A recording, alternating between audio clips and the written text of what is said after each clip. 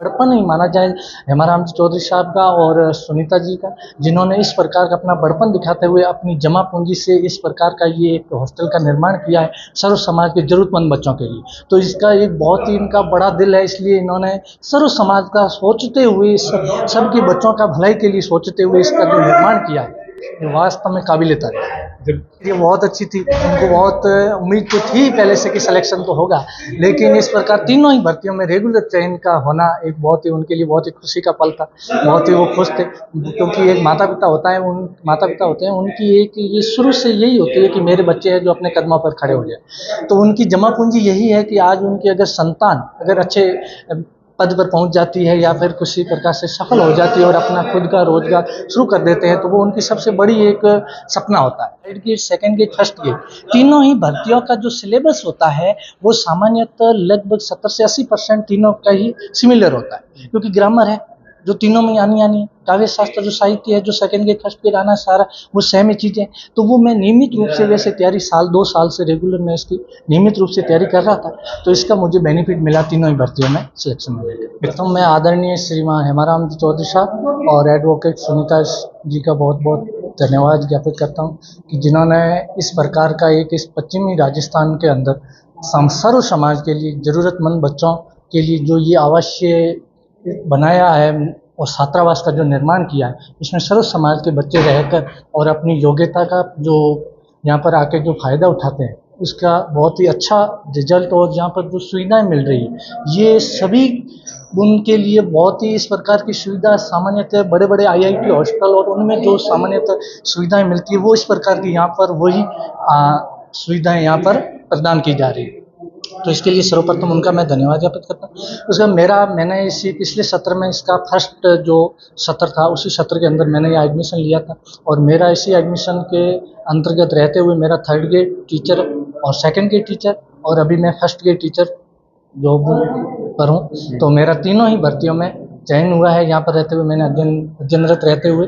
और उसके अलावा भी मेरे अलावा भी बहुत सारे ऐसे बच्चे हैं जिनका भी जूनियर अकाउंटेंट जो भर्ती अभी हुई है जिसका रिजल्ट तो आना शेष है, लेकिन उसमें भी काफ़ी कम से कम 7-8 बच्चों का मतलब अच्छी रैंक से चयन होगा। आपका कहाँ से है, एडमिशन कैसे हुआ, घर की स्थिति क्या है? मैं वैसे मध्यम वर्गीय परिवार से हूँ, मेरा गांव बिसारनिया है, मेरा नाम किशन सिंह डेलू है और मेरे पिताजी है जिनका नाम घेवर सिंह जी डेलू है जो टीचर है और मैं मध्यम वर्गीय परिवार से आता हूँ। मैंने यहाँ पर सर्वप्रथम जब ये छात्रावास का प्रवेश प्रक्रिया शुरू की गई थी सबसे पहले, तब मैंने यहाँ पर एडमिशन लिया था और एडमिशन लेने के बाद मैं यहाँ पर नियमित रूप से अध्ययनरत रहते हुए मैंने इस आज वर्तमान फर्स्ट ग्रेड पोस्ट पर मुकाम पर पहुँचा। अब कंपेयर जो कर रहे हैं कि तब काफ़ी सारे हॉस्टल्स जो हैं वो वैसी फैसिलिटी है, लेकिन वहाँ तो हज़ारों रुपये लग जाते हैं। 1000 रुपये, वही तो बात है, ये इसका और इसमें यही तो फ़र्क है। आज इसमें IIT जैसे जो ऐसे हॉस्टल है जहाँ पर इसमें अब लाइब्रेरी,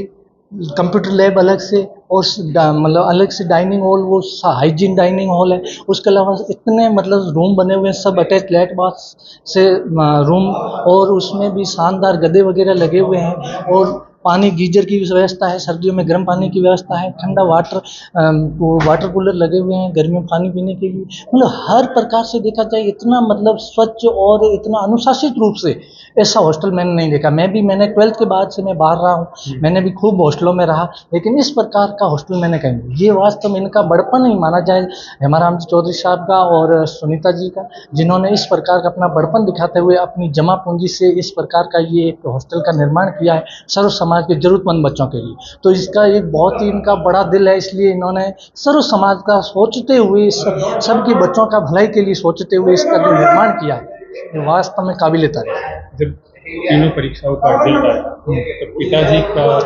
क्या प्रतिक्रिया बहुत अच्छी थी, उनको बहुत उम्मीद तो थी पहले से कि सिलेक्शन तो होगा, लेकिन इस प्रकार तीनों ही भर्तियों में रेगुलर चयन का होना एक बहुत ही उनके लिए बहुत ही खुशी का पल था। बहुत ही वो खुश थे, क्योंकि एक माता पिता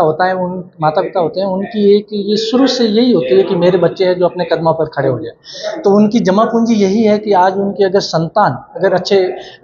पद पर पहुंच जाती है या फिर किसी प्रकार से सफल हो जाती है और अपना खुद का रोजगार शुरू कर देते हैं, तो वो उनकी सबसे बड़ी एक सपना होता है। तो सपना साकार होने में बहुत खुशी तो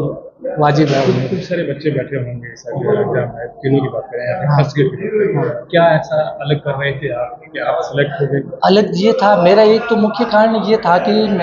मेरा हिंदी सब्जेक्ट है, तो हिंदी सब्जेक्ट होने के कारण क्या है कि third grade, second grade, first grade तीनों ही भर्तियों का जो सिलेबस होता है वो सामान्यतः लगभग 70 से 80% तीनों का ही सिमिलर होता है, क्योंकि ग्रामर है जो तीनों में आनी आनी है, काव्य शास्त्र जो साहित्य है जो सेकंड ग्रेड फर्स्ट ग्रेड आना सारा वो सेम ही चीज़ें हैं। तो वो मैं नियमित रूप से वैसे तैयारी 2 साल से रेगुलर मैं इसकी नियमित रूप से तैयारी कर रहा था, तो इसका मुझे बेनिफिट मिला तीनों ही भर्तियों में सिलेक्शन में। पिछले साल जिन कतारों में आप बैठे थे जी। आप दूसरे बच्चे बैठे, बिल्कुल। कैसा लग रहा है? बहुत ही मतलब यूँ अच्छा फील हो रहा है, और मैं ये सोच रहा हूँ कि मेरे जैसे ही ये भी लड़के यहाँ आकर और अपनी इन सुविधाओं का फ़ायदा उठाते हुए अपने सपनों को साकार कर पाएंगे, ये मेरी आशा है। इसके लिए मैं शुभकामनाएं देता हूँ इन सभी बच्चों को कि आप भी अपने सपने यहाँ साकार संजोए, जो सपने संजो कर आए हैं उन सपने वो आपके पूरे हों, इसके लिए मैं इनको बहुत बहुत शुभकामनाएं देता हूँ।